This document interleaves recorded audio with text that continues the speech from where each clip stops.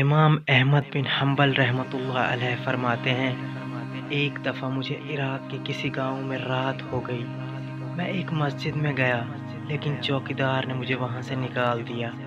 میں مسجد سے باہر فرش پر سو گیا۔ چوکیدار نے مجھے پاؤں سے پکڑا اور گھسیٹ کر مسجد سے دور کر دیا۔ ایک خدا ترس آدمی مجھے اپنے گھر لے گیا۔ وہ شخص چلتے پھرتے، اٹھتے بیٹھتے ہر وقت استغفار پڑھتا تھا۔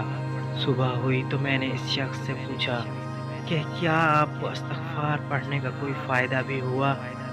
تو اس شخص نے جواب دیا، جی ہاں، میری ہر دعا قبول ہوئی، سوائے اس کے کہ میری ملاقات امام احمد بن حنبل سے ہو جائے۔ میں نے کہا، میں ہی امام احمد بن حنبل ہوں، اور تم دیکھو کہ کیسے مجھے گھسیٹ کر تمہارے پاس لایا گیا ہے۔